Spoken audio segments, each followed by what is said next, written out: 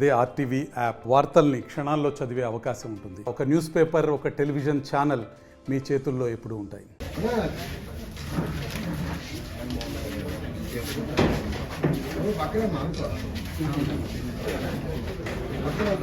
ఆంధ్రప్రదేశ్లో 6 లోక్సభ నియోజకవర్గాల్లోనూ తర్వాత 48 అసెంబ్లీ నియోజకవర్గాల్లో క్యాండిడేట్లను ఈరోజు ఫైనల్ చేశాం. ఇది లిస్ట్ 1. ఆ తర్వాత ఉగాది రోజున మిగతా లిస్టు అనౌన్స్ చేస్తాం. అంటే చాలామంది రాష్ట్రంలో జై భారత్ నేషనల్ పార్టీ తరఫున పోటీ చేయడానికి చాలా ఉత్సాహం చూపిస్తున్నారు. ముఖ్యంగా యువతరం, మహిళలు, ఆ తర్వాత బాగా చదువుకున్న వాళ్ళు కూడా పరిస్థితుల్లో మార్పు రావాలి, ఎప్పుడు చూసినా 2 పార్టీలేనా, వేరే థర్డ్ ఆల్టర్నేటివ్ లేదా అన్న విషయాన్ని తీసుకొని అనేక మంది ముందుకు రావడం జరిగింది. తర్వాత మా దాంట్లో ఒక క్యాండిడేట్ సెలక్షన్ కమిటీని కూడా ఏర్పాటు చేయడం జరిగింది. దాని చైర్మన్ శ్రీ జగన్ గారు ఈరోజు కొన్ని పరిస్థితుల వల్ల వారు హైదరాబాద్ వెళ్లాల్సి వచ్చింది. దానితో ఈ ప్రెస్ కాన్ఫరెన్స్ నేను తీసుకోవాల్సిన అవసరం వచ్చింది. ముఖ్యంగా ఆంధ్రప్రదేశ్లో లోక్సభ సీట్లు తీసుకుంటే మొదటి లిస్టులో అరకు, శ్రీకాకుళం, అనకాపల్లి, కాకినాడ, కర్నూలు మరియు హిందూపూర్ ఇక్కడ లోక్సభ అభ్యర్థులను మొదటి లిస్టులో రిలీజ్ చేయడం జరుగుతోంది. ఆ తర్వాత కేవలం ఆంధ్రప్రదేశ్ మాత్రమే కాదు, తెలంగాణ రాష్ట్రంలో కూడా జై భారత్ నేషనల్ పార్టీ లోక్సభ సీట్లకి క్యాండిడేట్స్ను, అభ్యర్థులను నిలబెడుతున్నాం. ముఖ్యంగా ఈ ఫస్ట్ లిస్ట్లో మెదక్, మల్కాజిగిరి, నాగర్ కర్నూలు ఈ 3 లోక్సభ నియోజకవర్గాల్లోంచి అభ్యర్థులను నిలబెట్టడం జరుగుతోంది. ఆ తర్వాత మన ఆంధ్రప్రదేశ్లోని అసెంబ్లీకి వస్తే 48 అసెంబ్లీ సీట్లకు మొదటి లిస్టులో అభ్యర్థులను ఫైనలైజ్ చేయడం జరిగింది. అందులో ముఖ్యంగా మీరు చూసుకుంటే అన్ని జిల్లాలు శ్రీకాకుళం, విజయనగరం, మన్యం, విశాఖ, అనకాపల్లి, తర్వాత కాకినాడ, ఈస్ట్ గోదావరి, కోనసీమ, వెస్ట్ గోదావరి, ఏలూరు, ఎన్టీఆర్ జిల్లా, కృష్ణా జిల్లా, గుంటూరు, పల్నాడు, బాపట్ల, ప్రకాశం, నెల్లూరు, తిరుపతి, అన్నమయ్య, వైఎస్ఆర్ కడప, నంద్యాల, కర్నూలు, అనంతపురం, శ్రీ సత్యసాయి ఈ అన్ని జిల్లాల్లోనూ మొదటి లిస్టులో క్యాండిడేట్స్ను మేము ఈరోజు ప్రకటిస్తున్నాం. ఇందులో ముఖ్యంగా మీరు చూస్తే పోస్ట్ గ్రాడ్యుయేట్స్ 16 మంది ఉన్నారు. మా 48 క్యాండిడేట్లలో 16 మంది పీజీ, ఆ తర్వాత 11 మంది గ్రాడ్యుయేట్స్, డిప్లొమా హోల్డర్స్ 2, ఆ తర్వాత మిగతా ఇతర క్వాలిఫికేషన్లు ఉన్నవాళ్ళు. సాధారణంగా మిగతా పార్టీలన్నీ కూడా వాళ్ళ క్యాండిడేట్స్ డిక్లేర్ చేస్తున్నప్పుడు వాళ్ళు కులాలు ఆ విధంగా డిక్లేర్ చేసేవాళ్ళు. కానీ జై భారత్ నేషనల్ పార్టీ మా క్యాండిడేట్స్ యొక్క అకాడమిక్ క్వాలిఫికేషన్ ఏంటి, వాళ్ళు విద్యార్హత ఏంటి అన్నది కూడా మేము తెలియజేస్తున్నాం. ఆ తర్వాత సరాసరి వయస్సు మీరు తీసుకుంటే 39 సంవత్సరాలు. ఈ 48 క్యాండిడేట్ల యొక్క సరాసరి వయస్సు తీసుకుంటే అది 39 సంవత్సరాలు. అంటే మా దాంట్లో 68 సంవత్సరాలు ఒక ఆయన వెంకటగిరి నుంచి వారు ఉన్నారు, వారు 68 ఇయర్స్. ఆ తర్వాత 28 సంవత్సరాల వాళ్ళు 3-4 ఉన్నారు. వీరందరి ఏజ్ బేరీజ్ వేసుకుంటే యావరేజ్ ఏజ్ 39 ఇయర్స్. అందువల్ల జై భారత్ నేషనల్ పార్టీ యువతరానికి ప్రాధాన్యం ఇస్తూ, ఆ తర్వాత బాగా చదువుకున్న వాళ్ళకి, ఆ తర్వాత కొద్దిగా చదువు తక్కువ ఉన్నా కూడా సమాజం పట్ల అవగాహన, సమాజంలో అనేక కార్యక్రమాలు చేసిన వాళ్ళు, ఎన్జిఓలు, తర్వాత సమాజం ముఖ్యంగా కోవిడ్ పరిస్థితుల్లో సమాజంలో ఉన్న స్థితులకు స్పందించి వారు సమాజానికి దగ్గరగా వెళ్ళిన వారికి కూడా ఈసారి టికెట్లు ఇవ్వడం జరిగింది. ముఖ్యంగా జై భారత్ నేషనల్ పార్టీ ఇంతకు ముందే వీళ్లను జిల్లా కోఆర్డినేటర్లుగాను, నియోజకవర్గ ఇన్ఛార్జీలను నియమించడం జరిగింది. వారు ప్రజల్లోకి వెళుతున్నారు, ప్రజల్లో మమేకమవుతున్నారు, ప్రజల నుంచి కూడా మంచి స్పందన వస్తుంది. సో ఆ విధంగా జై భారత్ నేషనల్ పార్టీ ఇక మిగిలి ఉన్న 35-38 రోజుల్లో ప్రజల్లోకి జై భారత్ నేషనల్ పార్టీ యొక్క ఎజెండాను తీసుకువెళ్ళి ఆ ఎజెండా ద్వారా ప్రజల యొక్క మన్ననలను పొందడానికి మేము ప్రయత్నిస్తున్నాం. ఆ తర్వాత ఈ ఎన్నికైన అభ్యర్థులు వారి వారి నియోజకవర్గాల్లో వారి మేనిఫెస్టోలను తయారు చేస్తున్నారు. అంటే సాధారణంగా ఇప్పటి వరకు పొలిటికల్ పార్టీలు వాళ్ళ ఓవరాల్ మేనిఫెస్టో చెప్పేవాళ్ళు, మొత్తం ఏం చేస్తుంది పార్టీ అని. కానీ జై భారత్ నేషనల్ పార్టీ ఒక వినూత్నంగా ప్రతి నియోజకవర్గానికి కూడా ఒక మేనిఫెస్టో తయారు చేయబోతున్నాం. అంటే అక్కడ ఉన్న సమస్యలు, జై భారత్ నేషనల్ పార్టీ యొక్క పార్టీ సిద్ధాంతాలు, వీటిని నియోజకవర్గంలో ఎలా అన్వయించాలి, వీటన్నిటిని కూడా సమావిష్టం చేసి ప్రతి నియోజకవర్గానికి ఒక మేనిఫెస్టో తయారు చేయడం జరుగుతుంది. ఆ మేనిఫెస్టో కాపీలను కూడా ఓటర్లకు ఇవ్వడం జరుగుతుంది. ఆ తర్వాత ఈ మేనిఫెస్టోని 100 రూపాయల బాండ్ పేపర్లో, స్టాంప్ పేపర్లో మా నియోజకవర్గాలలో ఉన్న అభ్యర్థులందరూ కూడా వారు ప్రకటించబోతున్నారు. అంటే ఒక బాధ్యత, ఒక కమిట్మెంట్, ఒక రెస్పాన్సిబిలిటీ. మేము చెప్పింది చేస్తామనడానికి ఈ 100 రూపాయల బాండ్ పేపర్లో ఇవ్వడం ప్రధానమైన ఉద్దేశం. కాబట్టి మీడియా మిత్రులందరినీ నేను కోరుతున్నది ఏంటంటే మిగతా పార్టీల నుంచి కూడా ఈ విధంగా బాండ్ పేపర్ మీద రాసి ఇచ్చే డిమాండ్ చేయాలి. ఎందుకంటే ఎన్నికల్లో చాలామంది చాలా డిమాండ్ చేస్తుంటారు, చాలా వాగ్దానాలు చేస్తుంటారు, కానీ ఎన్నికలు అయిన తర్వాత దీని గురించి పట్టించుకోరు. ఒకటి మన మద్యపాన నిషేధం. ప్రస్తుత ప్రభుత్వం, ప్రస్తుత ముఖ్యమంత్రి ప్రచారం చేస్తున్నప్పుడు నవరత్నాలలో మద్యపాన నిషేధం అన్నది ఒకటి పెట్టారు.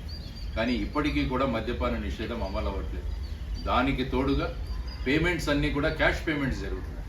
అందువల్ల మేము ఎలక్షన్ కమిషన్ని కోరింది ఏంటంటే ఎన్నికలు పూర్తి అయ్యే వరకు ఆంధ్రప్రదేశ్ రాష్ట్రంలో క్యాష్ పేమెంట్స్ను మీరు ఆపేయండి, ఓన్లీ డిజిటల్ పేమెంట్స్ను మాత్రమే యాక్సెప్ట్ చేయండి. అప్పుడు ఏమవుతుందంటే ఎవరు కొనుక్కుంటున్నారు, పెద్ద మొత్తంలో ఎవరు ఈ మందును కొనుక్కుంటున్నారు, ఏ విధంగా అవి ఓటర్లను ప్రలోభ పెట్టడానికి తీసుకువెళుతున్నారు అన్నదానికి కూడా, ఆ తర్వాత డిజిటల్ పేమెంట్స్ మీద కూడా ఒక క్యాప్ విధించింది. అంటే రోజుకు ఇంత తప్ప ఇంకా ఒక వ్యక్తి నుంచి ఇంకా డిజిటల్ పేమెంట్స్ ఎక్కువ స్వీకరించాం. ఎందుకంటే ఎలక్షన్ కమిషన్ ఏం చెబుతోందంటే డబ్బు మరియు మద్యం యొక్క ప్రభావం తగ్గించాలి అన్నది వాళ్ళ కోరిక. దాన్ని గనుక రాష్ట్రంలో ఇంప్లిమెంట్ చేయాలంటే మనకు ముఖ్యంగా వీట్లను క్యాష్ పేమెంట్స్ ఆపివేయాలి అన్నది మేము ప్రధానంగా కోరుకుంటున్న ఒక విషయం. రెండవది, ఎలక్షన్ కమిషన్కు మేము చేసిన రెండవ సిఫారసు ఏంటంటే ఇప్పుడు ఎవరు చూసినా కూడా ఎన్నికల సంగ్రామం అంటున్నారు, ఎన్నికల యుద్ధం అంటున్నారు, ఎన్నికల వార్. ఇది నథింగ్ బట్ యుద్ధం, ఎలక్షన్ వార్ అంటున్నారు. అంటే పార్టీలే ప్రకటిస్తున్నాయి మేము యుద్ధం చేయబోతున్నామని, కానీ ఎలక్షన్ కమిషన్ ఏమంటుందంటే ఎన్నికల పండుగ అంటుంది. సో ఎలక్షన్ కమిషన్ పండుగ అంటుంటే వీరు యుద్ధం అంటున్నారు.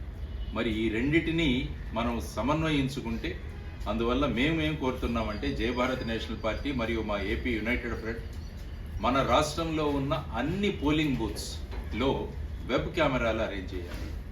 తరువాత డిస్ట్రిక్ట్ వాలంటీర్ వ్యవస్థ గురించి ఎలక్షన్ కమిషన్ వాలంటీరీ వ్యవస్థ ఎటువంటి ఎన్నికల కలాపాల్లో వాళ్లను ప్రయోగించకూడదు, వారిని ఉపయోగించకూడదు అని ఇవ్వడం జరిగింది.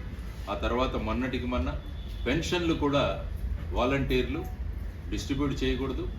ఎవరైతే గ్రామ సచివాలయాలు ఉన్నారో అక్కడికే వచ్చి పెన్షన్దారులు అక్కడి నుంచి వాళ్ళ పెన్షన్ మొత్తాన్ని తీసుకువెళ్ళాలి. ఎవరైతే ఇంటి నుంచి కదిలి రాలేరో వారికి ఇంటి వద్దనే పేమెంట్స్ చేయాలని నిర్ణయించడం జరిగింది.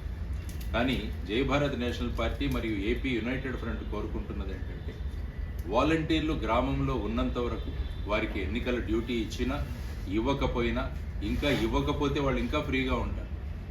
అంటే 50 ఇళ్లకు ఒక వాలంటీర్ ఉన్నప్పుడు ఎన్నికల మీద ప్రభావం చూపించడం, వారి ఆలోచన విధానం మీద ప్రభావం చూపించడానికి వారికి స్కోప్ ఉంటుంది. ఒకవేళ సస్పెండ్ చేసి అదే గ్రామంలో పెడితే వారు ఇంకా ఫ్రీగా తిరుగుతుంటారు. సో వీటన్నిటికీ పరిష్కారం జై భారత్ నేషనల్ పార్టీ ఏం సూచిస్తుందంటే వాళ్ళని ఒక ప్రదేశం నుంచి ఇంకో ప్రదేశానికి ట్రాన్స్ఫర్ చేయండి. ఉత్తర ఆంధ్ర, శ్రీకాకుళం, విజయనగరం, విశాఖపట్నంలో ఉన్న వాలంటీర్లందరినీ తీసుకెళ్లి రాయలసీమకు మార్చాం. రాయలసీమలో ఉన్న వాలంటీర్లందరినీ చెప్పి ఉత్తరాంధ్రలో వెళ్ళి, ఆ విధంగా మిగతా జిల్లాలలో ఒక జిల్లా నుంచి ఇంకో జిల్లాకు బదిలీ చేస్తే వాళ్ళు వెళ్ళి అక్కడ భౌగోళిక పరిస్థితులు, అక్కడి వ్యక్తులు, వీరి గురించి తెలుసుకోవడానికి చాలా సమయం పడుతుంది.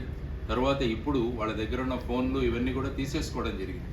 అందువల్ల ఎన్నికల్లో ఎటువంటి ప్రభావం లేకుండా, వాలంటీర్ల ప్రభావం లేకుండా ఎన్నికలు జరుగుతాయని ఇది కూడా మేము ఎలక్షన్ కమిషన్ని సూచించడం జరిగింది. వారు కూడా దాని గురించి పరిశీలిస్తున్నారు. తరువాత డిఆర్డిఏ స్టాఫ్ కూడా చాలా పెద్ద సంఖ్యలో, డిస్ట్రిక్ట్ రూరల్ డెవలప్మెంట్ ఏజెన్సీ, అంటే వీరు డ్వాక్రా మహిళా సంఘాలతో వీరు అనేక సంవత్సరాల నుంచి పనిచేస్తున్నారు.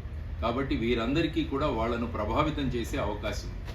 అందువల్ల ఎలక్షన్ కమిషన్ అడిగిన మేము ఇంకొక విన్నపం ఏం చేశామంటే డిఆర్డిఓలో ఎలాగైతే ఐఏఎస్ ఐపీఎస్ వాళ్ళని టెన్యూర్ తర్వాత ట్రాన్స్ఫర్ చేస్తుంటారో అలాగే డిఆర్డిఏ స్టాఫ్ను కూడా వారు ప్రస్తుతం ఏ ప్రాంతంలో పనిచేస్తున్నారో ఆ ప్రాంతం నుంచి ఎన్నికలకు వేరే ప్రదేశాలకు పంపిస్తే వారి ప్రభావం కూడా వీరి మీద తక్కువగా ఉంటుంది.